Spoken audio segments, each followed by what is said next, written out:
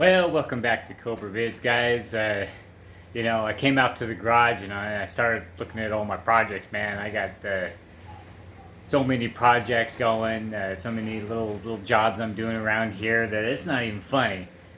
Well, maybe funny. No.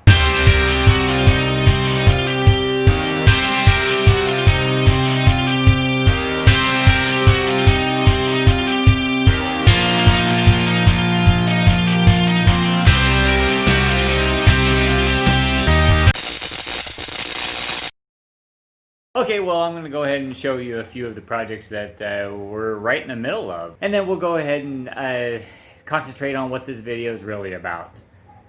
It's about world peace. I've given up on that a long time ago, guys. Alright, well, first off, we've got the Vulcan 750. We're just about to start installing a new wiring harness. We're going to remove the air box and these big ears sticking out here, and we're going to eliminate all the... You see a little cricket down there? We're going to eliminate all of the smog stuff, because here in Arizona we don't run our bikes through smog. And we're going to remove all that because there's a lot of air leaks and stuff, and the last thing you want is a dirt and dust and Arizona sand to get inside your engine. So we're going to remove all of the potential vacuum leaks and everything, and we're going to run straight air filters off of the carburetors. It's going to eliminate these stupid little boots and everything, and it's going to shave down the side of the engine a little bit. So we're in the middle of changing the harness. This is the brand new harness that we just got. We're going to clean up all the contacts and put some gel on them to keep corrosion from building. Once we got this running, if you watched that video, and I suggest you do, it started up, it ran fine. I rode it around the neighborhood a few times and it was doing good. And then all of a sudden it started cutting out and it got worse and worse. And eventually we have no spark at all, or very weak spark up front and no spark in the back. So we started with a wiring harness because it needed one anyway. And then we went and thought, okay, well, the next step would be coils and wires, and not to mention clean my horribly disorganized bench. We've got the wire spool table that I'm working on. That video will be coming probably a month. It's slow going on that, but it's definitely going. We're going to have that inside of our house. Anyway, today's project is the 2008 PT Cruiser. We bought this car a few months back for a beater car, so we don't put all of our miles on our Jetta, because the Jetta is still in brand new condition and we absolutely love it. So we didn't want to keep driving it around getting rock chips everywhere and stuff. And as you can tell, we don't give a shit about this car, man. Bugs are all over it and we just keep driving it. Who the hell cares, right? Well, anyway, today we're going to go ahead and we're going to do the brake job on the front. You know, when you come off the freeway and apply the brakes, or you're driving real slow and you lightly hold the brake, you feel a little shimmy. I don't give a shit, but my wife says, hey, can you do something about that? And I'm like, all right. So I figured I'd just tear shit apart, bang on a little bit, twist things around, maybe undo a few bolts, and hopefully things come out right. I ordered some parts, went online, clicked a few things, and said, yeah, those look like rotors, those look like pads, and what the hell, let's give it a shot, see what happens. And so the rotors came, the brake pads are supposed to come. If they don't, that's okay, it's fully inside the garage. I'll just close down the garage and say, well, what the hell, go have a few beers. But anyway, we're going to jack this thing up. But first of all, this is the jack that I was reduced to. My big floor jack blew out on me, the seals did, and I just tossed it driving down the road. I just let it out the back of my truck. But anyway, don't tell anybody that. And that thing there, it's leaked some fluid. It won't go all the way up. I can't get it up. Keep that between you and I, okay? Before I get started, I am going to go stop by Harbor Freight and pick me up a jack. I know what a lot of people say. Harbor Freight's junk. Well, you know what? That's all that my wallet can afford. And as long as this thing's like a jack. You know, you can take your jack the car up, put jack stands under it, and bam. If it fails while you're jacking up, well, it fails. Who cares? I'm not under that thing. You know, I might throw my son up underneath there to throw a jack stand up. At least I'm not under there. I am just kidding, guys. A nice big floor jack. Not a teeny weeny little thing like that over there. All right, guys. It'll be probably an hour for me, but it will be just a second and a flash for you. Okay, that was actually about an hour for me. A flash of a second to you guys. And here's the jack that I picked up.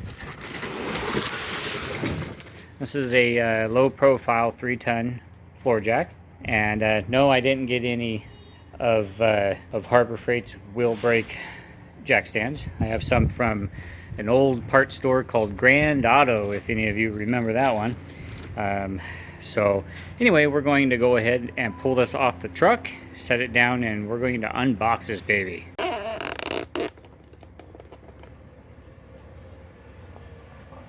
Okay, well, let's pop this baby open. Whatever it is, it's definitely going to be better than the one I have been using.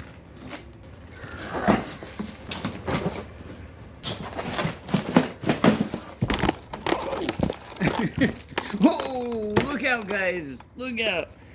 Killer box. Killer box in action. Let's reset this guy up. Okay, there we go. Oh, I hope that didn't scare you, because it scared the hell out of me. Alright. Okay, so very nice handles. Or handle. You just got to put it together. I like the rubber grip to it there. That will protect against from banging against your car. We'll go ahead and put these two together. It's got a little push retainer here. There we go. Very solid. Alright. Doesn't look like any more assembly required. That's really nice. This is basically a unbox and use machine here. Okay, so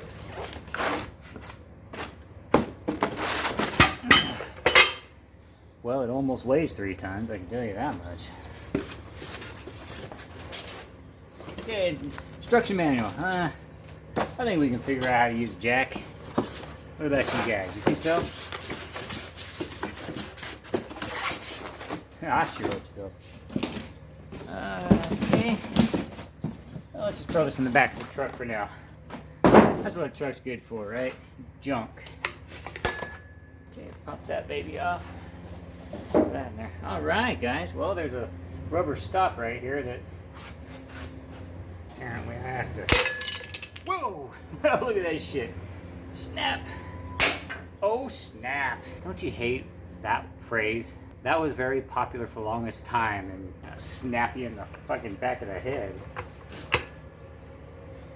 I think that bugs me just as much as people saying, it is what it is. Well, no shit it is what it is. You know, what kind of backwoods redneck talk is that, man? It is what it is. Okay, well, this is supposed to be a rapid pump. Okay, so let's see. Very nice. It works, guys. Alright, so let's lower it. Very smooth action. I actually like it. This is a low profile, so it's going to slide under cars real easy. Alright, now let's get set up in front of the car. Okay, guys. See my hands? Alright. I got a little story to tell you. Okay. So I'm sitting here recording an awesome video. I'm showing you all kinds of things, doing everything right? I wasn't even recording. Can you believe that? I was not even recording. It's probably 45 minutes of video that I did not record. So pretty much I am going to continue on because the other side I have not torn down. But as you can see, I've got this side all torn down, which is a complete and utter drag because there was a lot of good points that I was making throughout that 45 minutes that I've absolutely lost forever. So okay, so here's a recap, and then I'll show you the other side. Okay, so the video I did not record. I just basically talked about my jack stands. I bought a Harbor Freight jack, but I have like Grand Auto MVP. Is that Grand Auto or Riley's or maybe even both? But I have jack stands from that company, and I've been using them for years, and I've never had any failures or anything that sounded like failures. But anyway, the tools that you're going to need for this job is you're going to need a 19 millimeter impact socket to get the lug nuts off. I don't use a star wrench or anything. I use the impact gun because these things here. As a kid, I used to love used to love that sound. That was a really neat sound, and that's one of those sounds that when you hear it reminds you of childhood. Like when belts snap against things. That reminds me of my childhood too, because I got the belt a few times. I tell you what, man, when he whipped my ass, I stood up and I listened. I stood up because I couldn't sit down. All right, so we're going to get set up on the other side, and we're going to go through exactly what we went through on this side that I didn't record, but I'm going to record it this time because I'm recording now. Am I? Maybe I should check.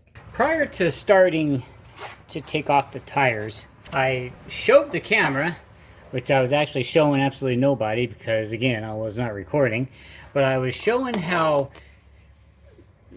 when you grab onto a tire, when it's up off the ground, it's supported at the frame, not on the A-frame or control arm. If you grab the tire before you remove the tire, of course, and if you shake it back and forth sideways like this, if there's any movement, any noise, it's more than likely coming from the tie rod, which is this guy right here.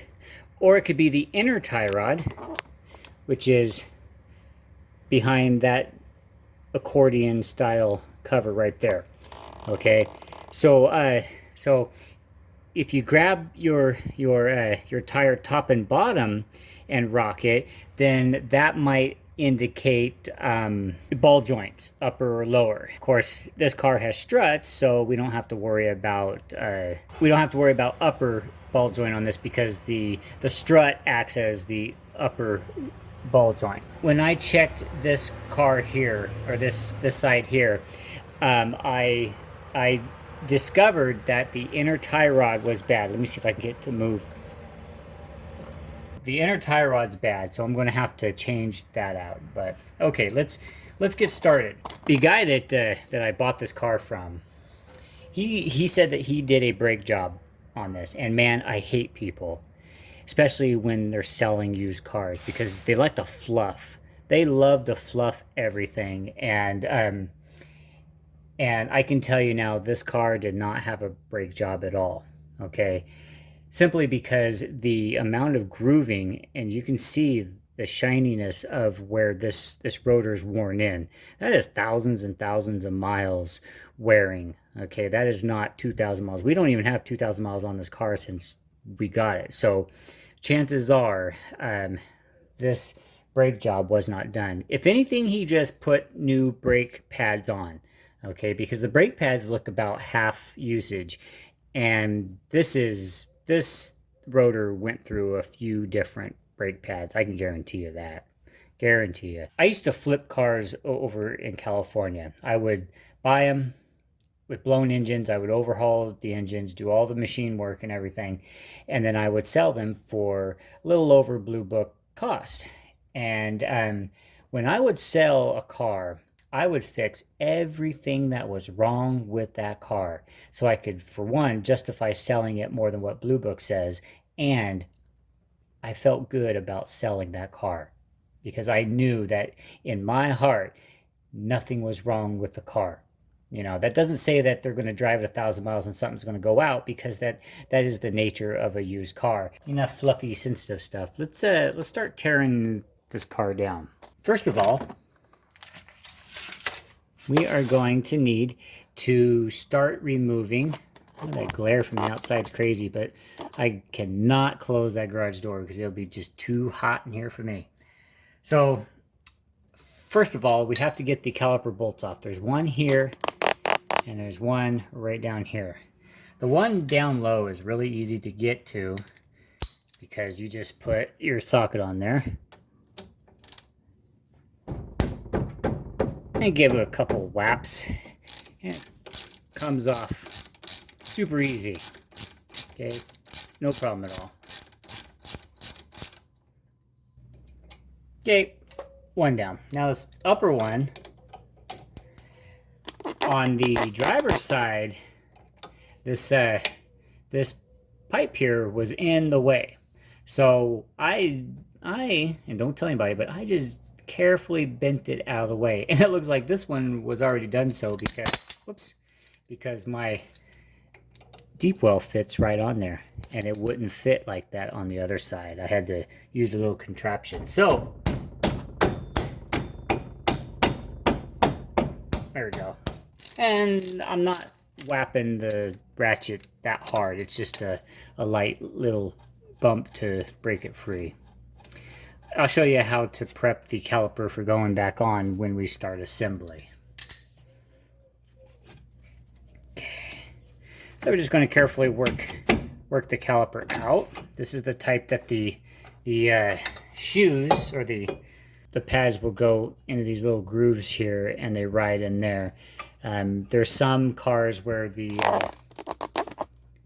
shoes or the pads, I keep calling them shoes. They're not shoes, they're pads. Some cars, the pads will actually clip into the caliper, but as you can see, they don't look uneven, so I don't have to worry about rebuilding the caliper. The caliper seems to be functioning just fine. There's no weird uneven wear on these, so the calipers can definitely be reused without any work. Of course, we will prep the calipers for reinstallation. And same thing with this. You see how thick those pads are? That's what I'm thinking. Maybe he just swapped pads and said, I did a brake job, which is bullshit. Do me a favor, guys. If you sell a used car, be frickin' honest. You know? Be honest.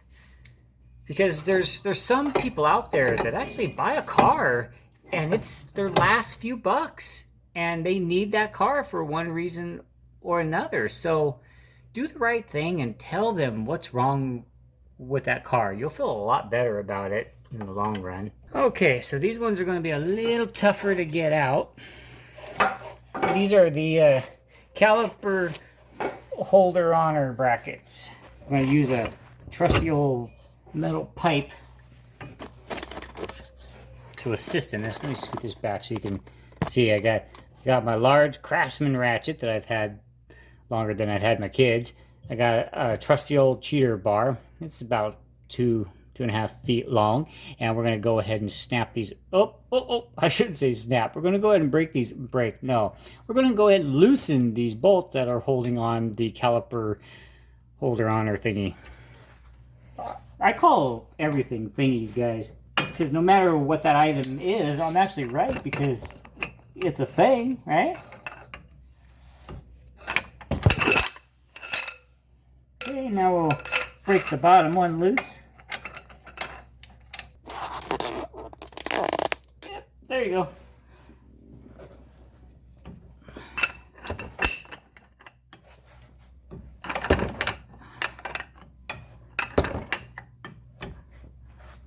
I guess if I turn this all the way to the right, I could have put my impact on there, and that would have really made it fast. So, okay, so we'll go ahead and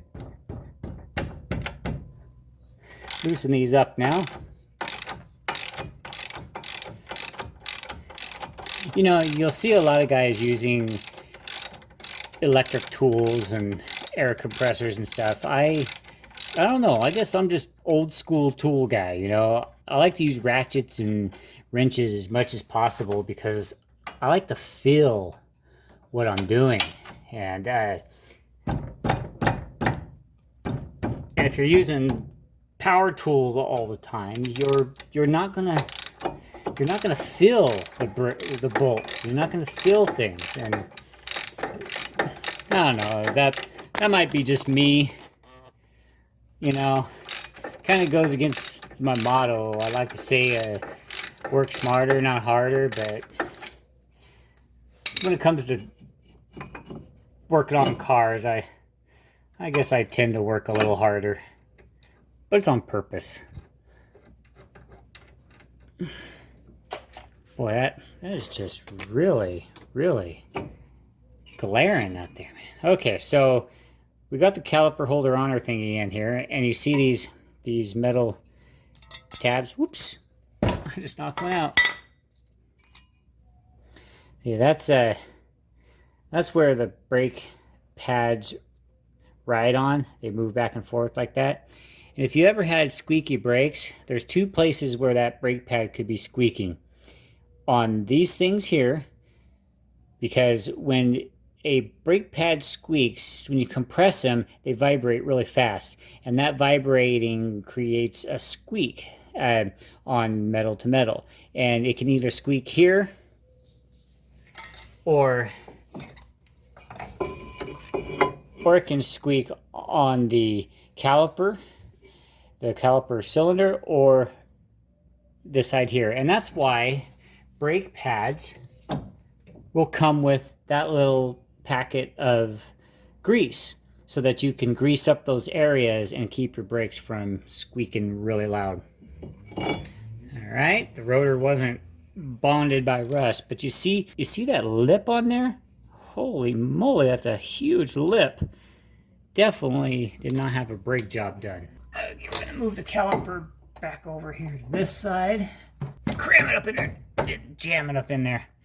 All right, so here's the outer tie rod, and of course the inner tie rod's back up there. What I'm gonna do first is I'm going to break loose the tie rod here, okay? Under here is a very large bolt. That's probably 17, that's an 18. Okay, we're gonna go ahead and get this bolt off. And sometimes when you start breaking these loose, the whole shaft will turn, and that's why this has a cutout, so that you can stick a wrench or a socket here and hold it still while you undo this. But hopefully we'll get lucky and this be so wedged into the knuckle here that the nut comes right out. So this is going to be a case where I'm going to use that pipe, that cheater bar again. I'm going to place it right on the bottom here, and we're going to just start to break it free.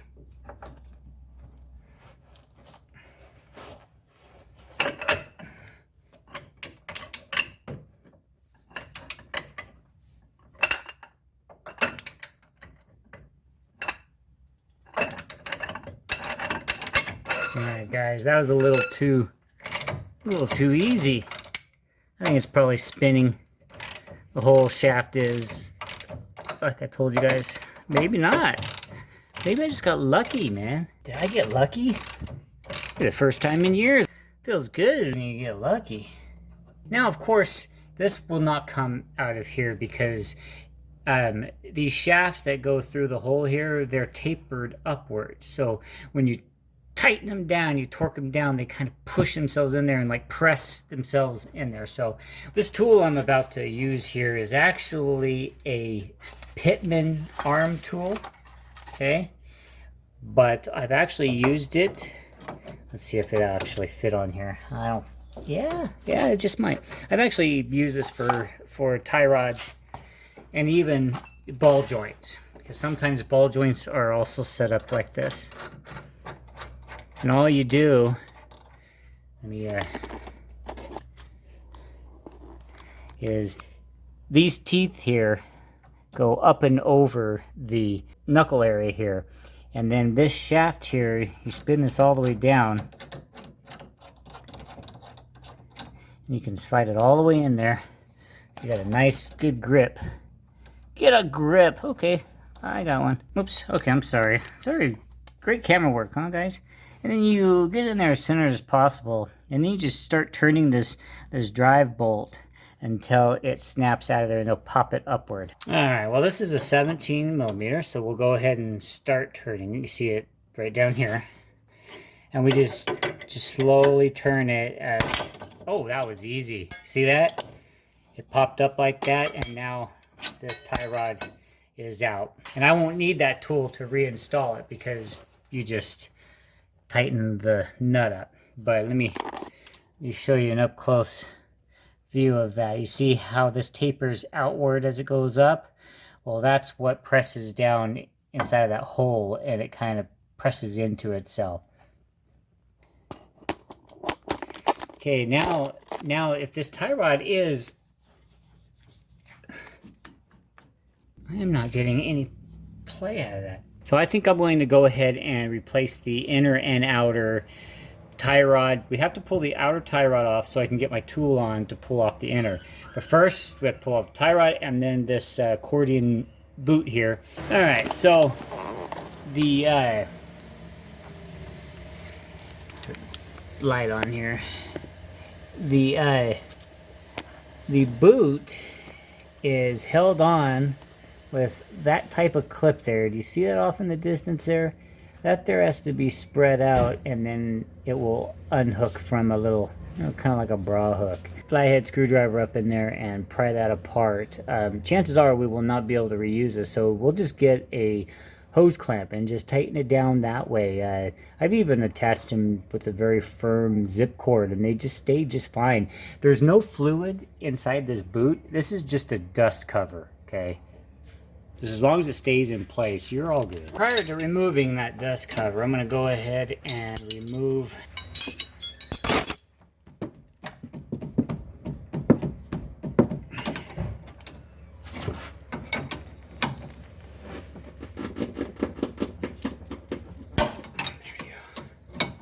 now that I've busted this loose, what you have to do is, because when we get a new one on here, we're going to have to get it set up to where we're going to be able to drive it to the shop to get an alignment. I probably won't get an alignment right away. I'll probably wait till I get new tires and then get it aligned. So what I'm going to do is I'm going to pull the tie rod back out, and then since this spins freely of the shaft now because I released the tightening nut here, is I'm going to count how many turns it takes for this to fall off. And I'm recording it, so it'll be a record. Okay, so let's go.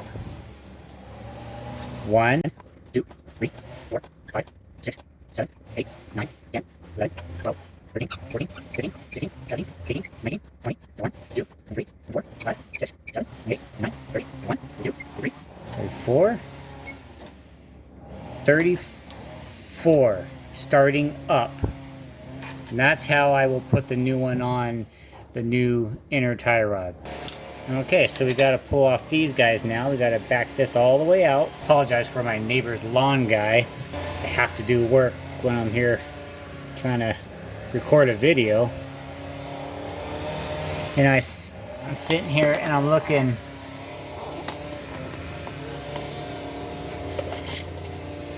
at that. You see that? Do you know what that is, guys? There is a bushing that is bad. It's broken, guys. Can't see the other one, but usually those ones don't go bad, but that one is definitely bad, and I'm glad I noticed it. Replace the control arms, the ball joints, and then get an alignment. That could also cause some vibration, instabilities, so we're definitely going to replace those.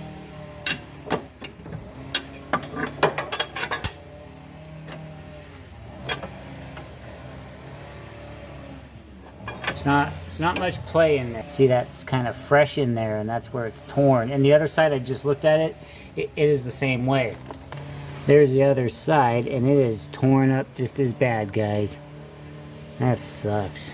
Okay, well, I got some news. Normally, I would order my car parts off of Rock Auto.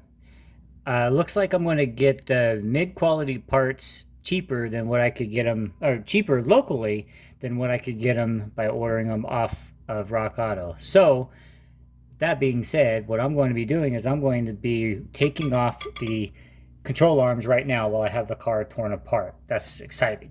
I'm also going to take off the inner tie rod. So, what I got to do is I got to get this little this long, small flathead, and I'm gonna get it into that little piece I showed you and pry it off. There we go. There we go. It's actually turned out pretty nice. That's going to be reused unless I see something different. But that's going to be reused. It still looks in great shape. As you can see in there, there's some grease.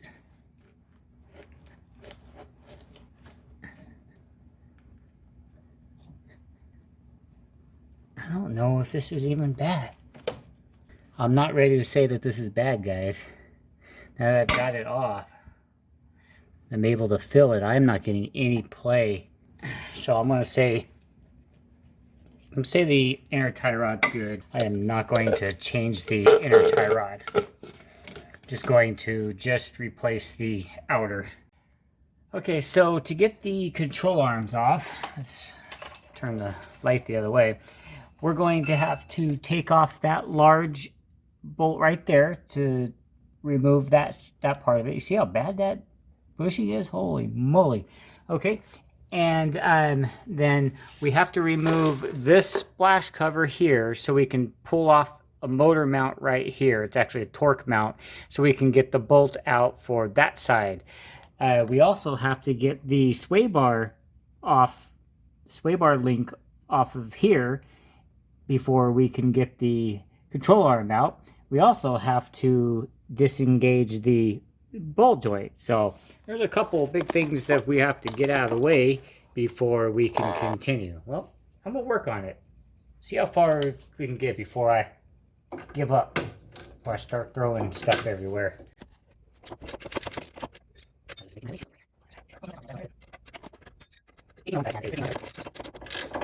Probably have to pull this all the way out because it probably works as a retainer also in a little groove on the ball joint. That's already loose in there, so we don't have to break that off at all. Now the sway bar, I might have to remove the sway bar completely because it looks like the sway bar is going to hold this in place and I won't be able to get the A-frame or the control arm out. These things used to be called A-frames, by the way. That's why you'll hear me call them A-frames, because that's what they were called. But now they're called control arms. All right, so I'm hoping I can get both of these links off of the sway bar, and then the sway bar will drop down out of the way so I can get the control arms out. That's what I'm hoping on. This splash guard here is held on by a couple bolts.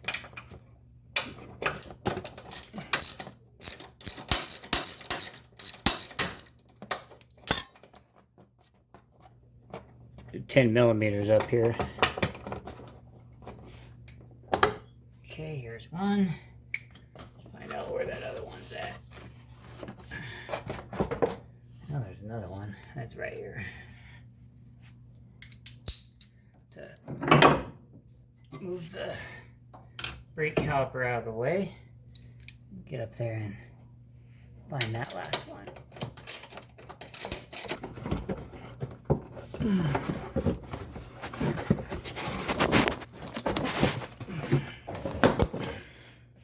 My little clip. Put that aside.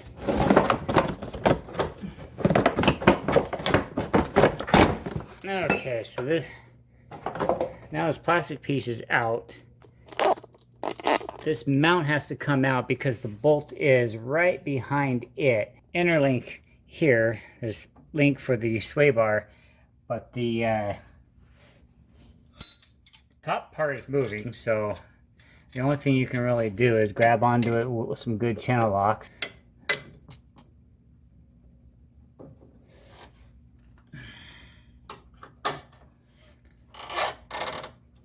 There we go. Now it's going to come.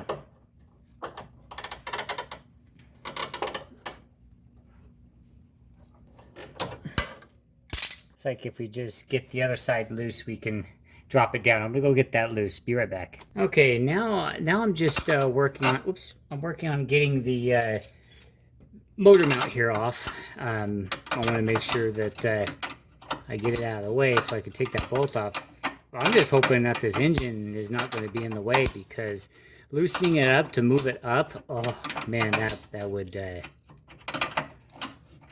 be a nightmare. It would be almost easier to drop the cradle here.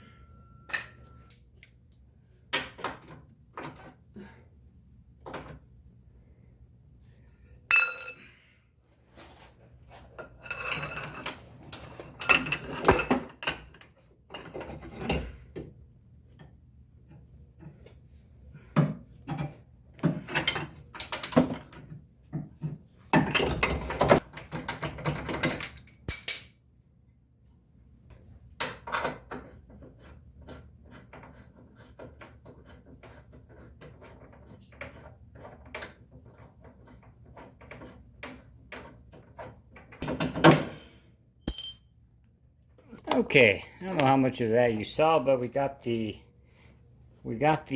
control arm out. And of course, with it not tweaked out, you can't really see it, but the crack, get my light up here and you'll be able to see it. Crack is all the way around there and comes all the way back around to this side here and then stops right about there. So it only had about 10% bushing left, and then it was gone. And now we know how it comes out, so getting the other side out is going to be twice as easy. We're going to go ahead and pull the other side out. We're not going to record it because it's pretty much the same stuff, but only kind of backwards. Okay, my camera is almost dead, so I'm going to go ahead and just show you a couple things, and then I'm going to get this side, which is the driver's side, I'm going to get it all back together. And I'm going to go put my camera on the charger so it can charge up some, and then I will record putting the other side back together. And as you can see, this is the brand new one. It does have some flex grooves in here, but mine is torn apart all the way across there. I'll show it to you. Now that it's not flexing, it's hard to see, but right here is where it's torn. You can see the rip, and it goes all the way across there. You can see it way more up here. You can see it's all torn right there up top there.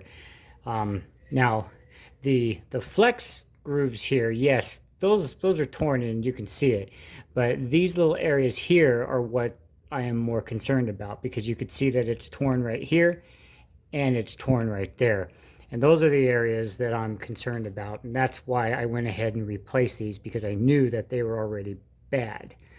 And you could even tell right here, and if I flip it directly over, you can see that it's torn into there. See, so that is being torn right there. So that is definitely bad. Okay, guys, as you can see, this side's control arm is all in.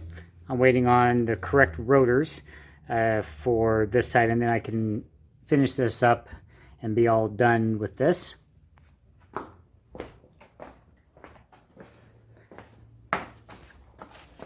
Over here, due to the fact that I had zero room in here and I had to wrestle around this thing, let me turn on some light here.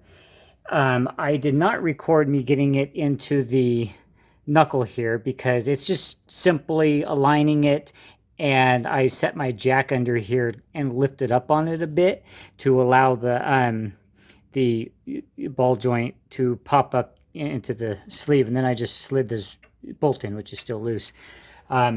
What I did was I slid this side in first, because this side seems to be the hardest to get a bolt through. So I went in and slid this side in, and the other side was just hanging freely. And I slid the bolt in and got a few threads, and then I worked on getting this in. And now I'm just going to tweak it tweak the end to the right here. That's going to pop into place, and I will get the bolt in at that time. And that's where we're at. So we're going to continue on. I'm going to record the rest. Sit back and enjoy. We have to get the tie rod in so it holds the knuckle in place. So we'll go ahead and do that right there. Okay. Do you remember how many turns? It was 30 starting up. Okay. Now we're going to start our turns. 1, 2. Oh, wait, whoa. Forget it, guys. Forget it. Forget it. Can't forget the lock nut. You can't forget about that, guys, because you need that to lock it in place. And I'm going to bring this all the way back because there's like 30 turns that we need to take this in. So we'll get this all the way back to the back. You can always tell a stock tie rod by this being split right here like that. That's a stock tie rod, and most stock tie rods are not serviceable. As you can see, the one that we picked up is serviceable. I don't think there's any grease in there, so I'll have to grease it before I drive the car. But since this is going to go down, the grease zert, that's called a zert, is going to be pointing up, so I'll be able to service this, grease that with the part on. Normally, if these like ball joints face down, I would grease it before I install it, just to make it easy. Okay, so we're going to get this piece in here. I got to make sure I know what size it is. We not have that size. I got that size. Where's that size? No? That's, oh, it's my 22. It's my 22. Yeah, I don't need any guns working on this.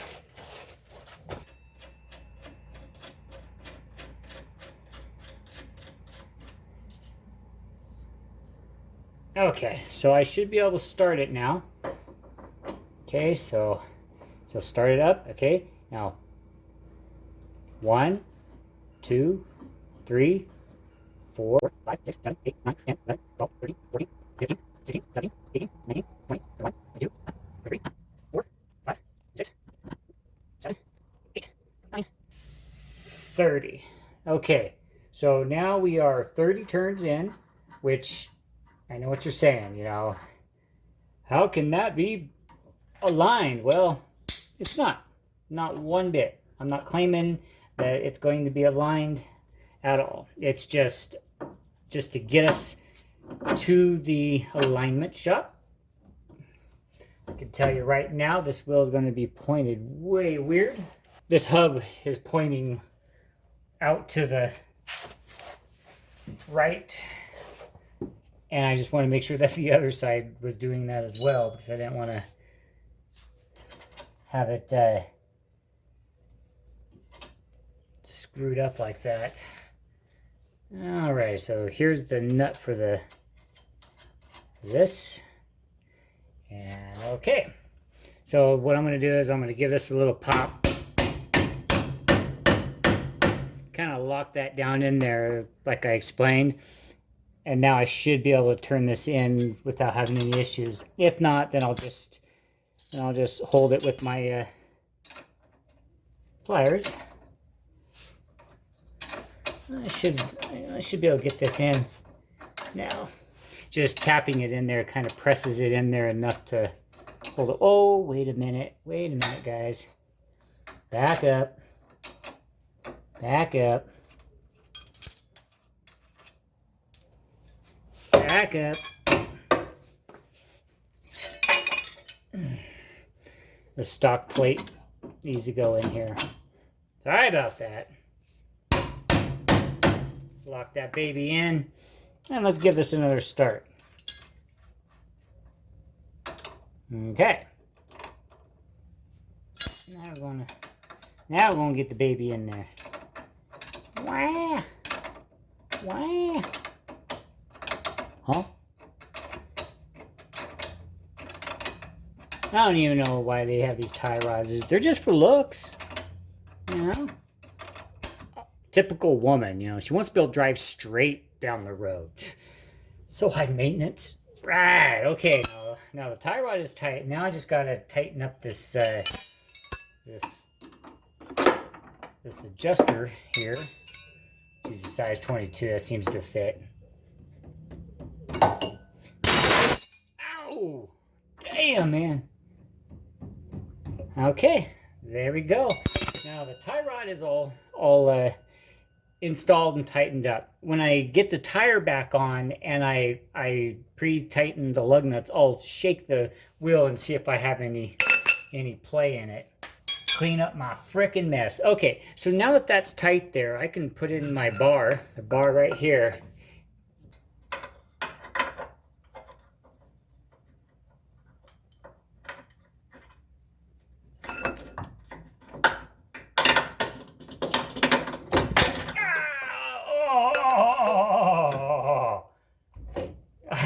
I just took a caliper to the knee. That felt great. Okay, so we got that bolt in there. Oh, look at that, guys. Little tab there. I gotta get my shit in gear here and start tightening that baby up. Where am I going? Where am I going? What am I doing? Where am I oh, that's where I'm at. Don't know where I'm going. Don't know what I'm doing. Ow! Don't know what I'm doing. Don't know where I'm going. I just know I'm going. Just know I'm doing. So, if that inner tie rod turns out to be bad after all, it's not going to take too much to pull it off. You saw how easy that tie rod comes out. It'd be just as easy.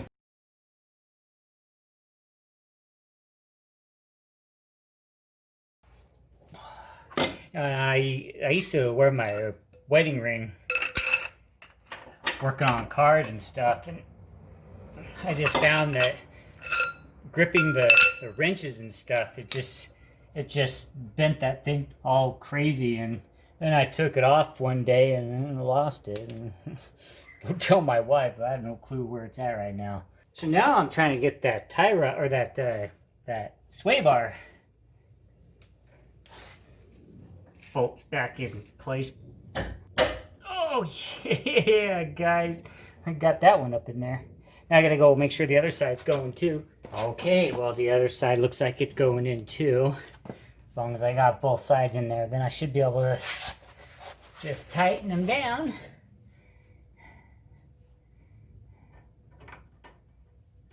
These interlinks between the control arm and the sway bar, they can cause all kind of rattling havoc. And with these being old like this, I wouldn't doubt it if I'm gonna have to change them out later on. But I'll definitely have that video recorded as well, because I think it's a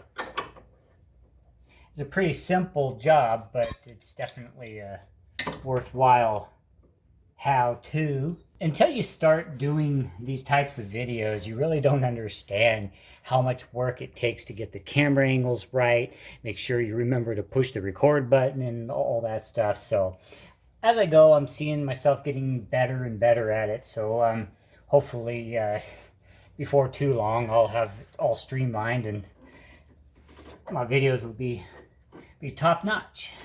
Before I go any further, I'm going to go ahead and grease this this tie rod here. Now, keep in mind, when you're greasing these, you don't have to put too much in it. You don't have to get it to where it's gushing out the sides, because all you're going to do is make a mess. Okay, that's all. Just two or three pumps. Okay, so on this side here, I had to take off a couple different parts, and that's why I wanted to show you this side disassembly, or reassembly. It's because this torque motor mount here had to come off in order for this job to be done. So I'm just going to start on this side. I'm just bolt right there. No, fine, bolt over there. Bolt over here. This bolt. All right. Just kind of nice. This time you go through all the bolts. Yeah, the one I need is the socket warning, and then the cover bolts and stuff. And so I'll check the top ends together, reset, and need to replace. Yeah, good hard. Really easy to realize. I'm getting one. I don't hold over. I'm getting one. Come on. Yeah. So I got a major leaking cover, and there's a little leak right here. Doesn't pressure itself. Might be more. Oh, here we go. All right. Now we're going to put the spark plug right here, and then we'll be able to clean our tools. And bolts. Yeah, that's good. That's good. Okay, here, bolts. I'm going to bolts. Pretty nice. So we get the bolts here. Get started. Get right here. I'm trying to get right there. I know where all the bolts are. You want to find it? You got it. Level up. That's it. Bolts in it. I'm sorry. No, right here. Hold on. You must be.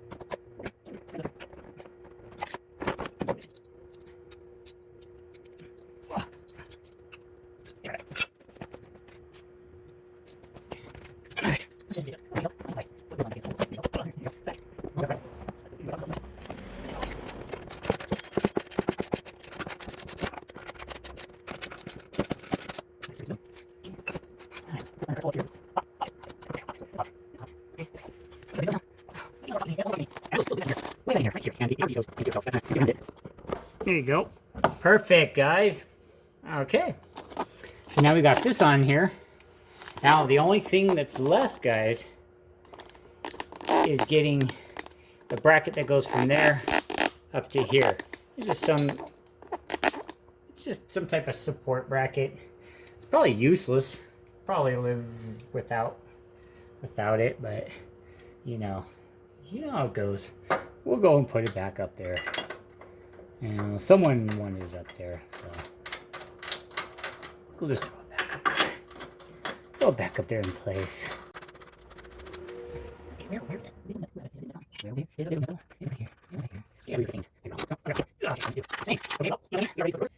Back on. Oh, wait a minute. I'm getting way ahead of myself, guys. And then I saw this guy here. I'm like, I can't leave that like that. No way. That'll definitely cause a problem or three. So we're gonna take care of that guy.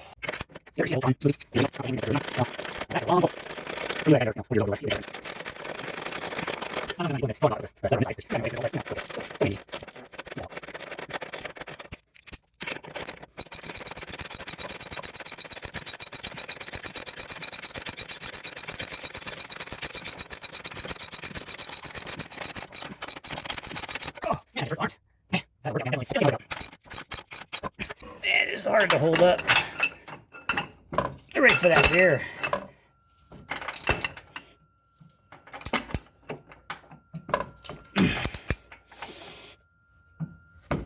Okay. One more, guys. One more. Okay, yeah.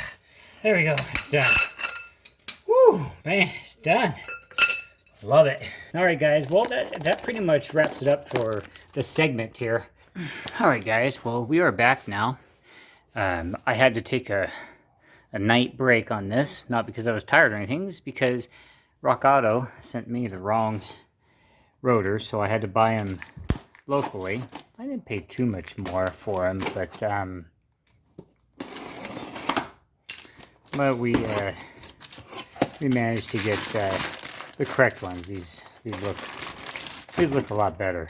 The other ones were just way too thick, and when I ordered them, we went through the Rock Auto system, and everything looked right. I matched up my vehicle, all the options and stuff. Said 4-wheel disc brakes, 4-wheel anti-lock, and that's exactly what I had. So why they came twice as thick as they need to, seriously, I could not get those rotors in the middle of that. It was probably, I'd say, 1/8 of an inch too thick, so be careful with that, guys. But anyway, these look like they are going to fit. They're much thinner, and to verify that, I could slide this over Yep.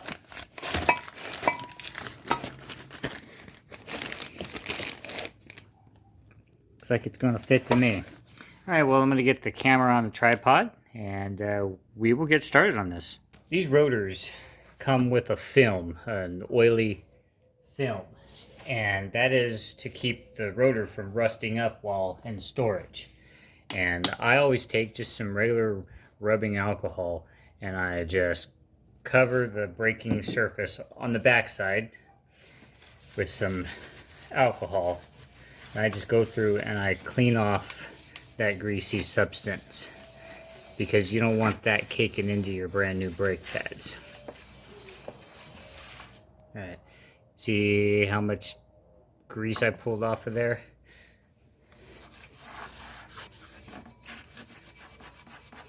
Mark right here, I can't, oh, that's some of the powder coating. Alrighty, so once that's clean, then we can set it up there, and I'll go ahead and clean the front side.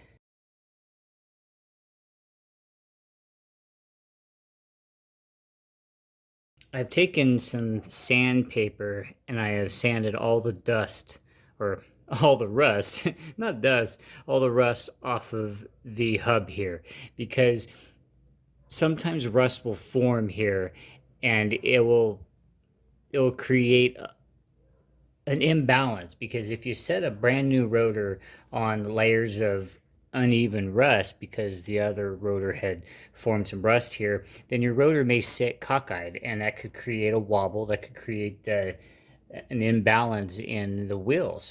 So that's why it's important to clean all the rust off of your hub. Not too much here, but in other parts of the country, rust is a really big issue. So what I would suggest doing in any area of the country is taking a little bit of grease and putting a thin grease layer here, because what this is going to do is this is going to help prevent rust. And if you've ever had one of these rotors rust to the hub, then you understand why I do this, because I was just working on my daughter's van that we got her, and I couldn't get one of the wheels off of it because it was rusted to the hub, or the rotor, that is, and I couldn't get it off. So that's why I will also put a layer here just before I put the rim on. And the rim, I'm going to sand down the inside of that too, just to keep, so now we're going to work on getting the caliper back on. And this caliper here is pretty much ready to go back on, but we have to compress this. To compress a caliper, you need a caliper compressing tool, kind of like this. You can use a C-clamp also, and it will work just fine. The C-clamp will work just fine too, so don't worry, you don't have to have this fancy little compressor here. And sometimes, looks like this one, going to be a little deeper than my compressor is big. So what we'll do is we'll set a socket in here. Sometimes you gotta improvise. This every once in a while you'll have some fluid come back out the reservoir because they'll top it off, and when you're doing this, you're actually pushing pressure back to the master cylinder. Okay, that is all the way back. I can pull that all out. Okay, so we're properly pushed back. I push them back all the way, and I see a lot of brake dust right here. Try not to blow this off, because if you blow it off, this stuff could have asbestos in it, and you don't want to breathe asbestos. One thing I wanted to show you is if you pop off these boots, first of all, stretch it out and make sure that these boots are good, because you know this would be your opportunity to change them. But you see how greasy that is in there? That's well greased. It slides in there beautifully. The boot is fine, so I'll just pop that back on. That side is fine. We'll come over here and we will pop that off again. Nice and greased up. These should be well greased. And the boot is in good shape as well. So we're ready to put the caliper holder on, or thingy, back on here.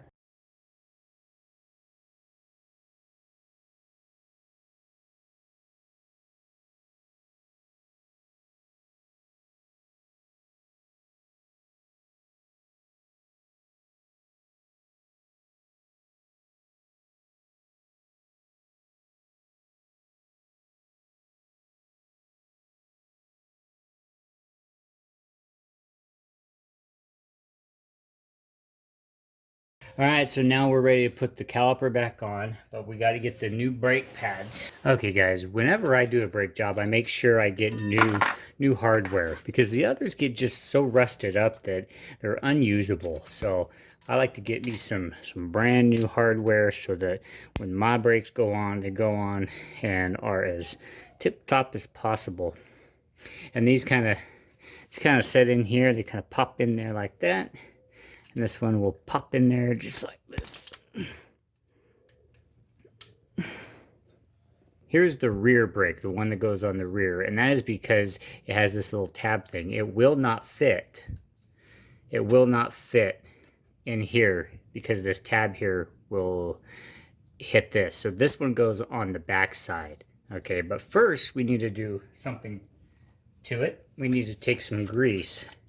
And when you're greasing your new hardware up like this, you just put just a faint little trickle on there. Just rub it all over the place. You don't want a lot, because then it'll ooze out into your rotor, and you don't want grease on your rotor, because this is supposed to be a friction piece. If you grease your rotors, then you're not going to have any friction. It's just going to slide. Also, the back side of the rotor, or of the back side of the brake pad, a thin coating of grease on that will help keep the squealing down.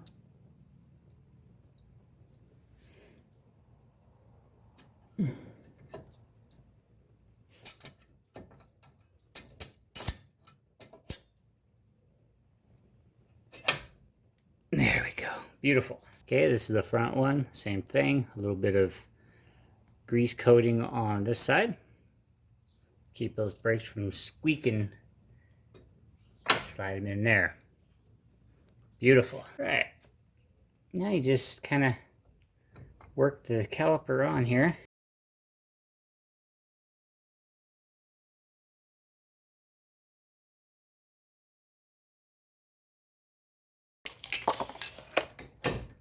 There we go.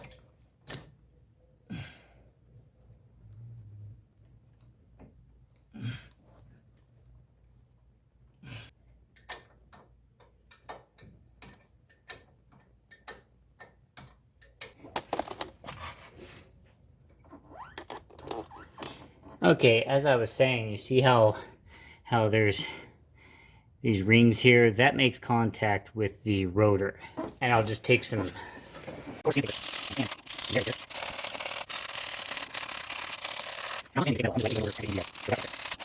And to prevent a greasy mess, since these little lines are the only areas that are going to make contact, that's what I'm going to grease. I'm not going to grease the whole entire surface of the rotor. Just enough to keep the rust from forming on here. Almost done with this job.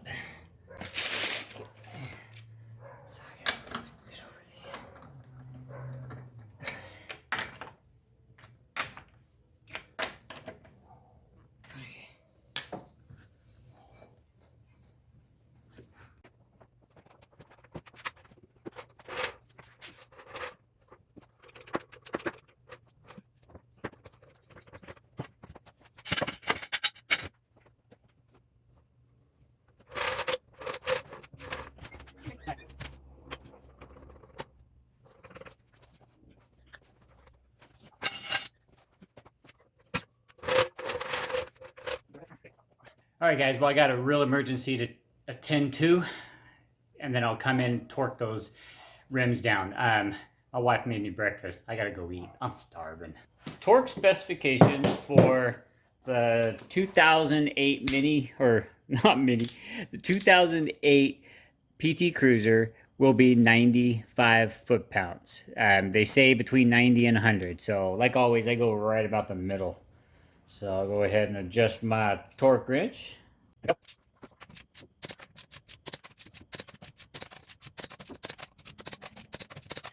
Alright guys, so I'm going to go ahead and torque down the other side. I'm going to go take it for a ride. I'll be right back with an update on how the brake job, control arm, tie rod end job went. Something like that, you know. If I forgot a bolt or two, who cares? We'll find that out when we're driving down the road, and then we can fix it, put it back in, tow the car away, something. Anyway, we'll be right back. All right, guys. Well, here's an update on the car. I drove it around. I sped up, slowed down, slammed on the brakes, turned sharply, jerked the wheel back and forth. Everything is perfect. Another great job done by me. And if it falls apart going down the road, that's okay. I'm not driving it. My wife is. So anyway, thank you for watching Cobra Vids. I hope this video helped you out. There's many more to come. I'm always tinkering around in the garage. I said tinkering, not tinkling. Well, sometimes I gotta do that too. But anyway, as I always say, guys, cars run better with oil. Catch you next time.